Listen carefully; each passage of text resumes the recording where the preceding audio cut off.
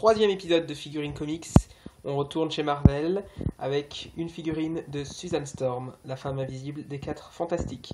Une figurine assez particulière cette fois puisque les figurines Kotobukiya existent parfois, pas toutes, dans des éditions limitées ou alternatives.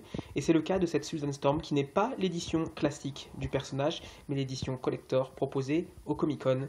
Je ne sais plus d'ailleurs en quelle année c'était, mais c'était il y a au moins 2 ans, 2 ou 3 ans. Donc la différence est simple, sur l'édition classique, elle a une tenue avec un bleu beaucoup plus foncé et moins bruyant, une chevelure plus longue et plus sombre également, avec une fin sur les pointes qui est translucide. À part ça, le socle est le même, la pose du personnage est le même, ce sont donc des changements essentiellement de couleur et de coiffure. Pour cette édition collector, nous avons donc une tenue beaucoup plus claire, des cheveux courts, et voilà. Donc je préférais largement cette édition par rapport à la première, c'est pour ça que je l'ai acheté. Puis il y a le côté collector qui est assez intéressant, puisqu'au final, malgré tout, je l'avais payé pour le même prix, donc comme les autres de la collection, aux alentours de 50 €. Alors ici, on a un socle assez intéressant qui représente une main géante. Voilà, donc vraisemblablement la main d'un ennemi. Je m'y connais pas trop dans l'univers des 4 Fantastiques, j'ai dû lire quelque part et lire dans des histoires la main de qui ça correspond, mais je ne sais plus.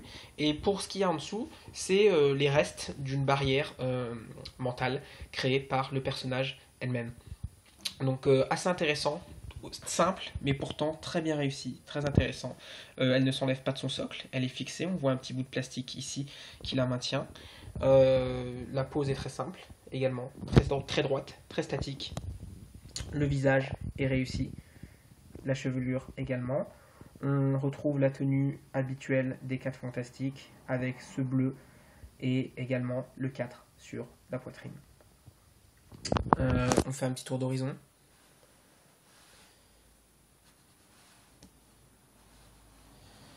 Donc voilà la vue à l'arrière. On voit bien les doigts de la créature sur laquelle elle se tient.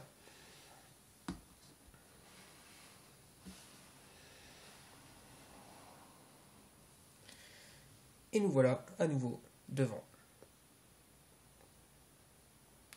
Donc voici Susan Storm en édition collector. Celle-ci, attention, ne confondez pas, l'édition simple sera un petit peu différente si jamais vous tombez dessus. A bientôt!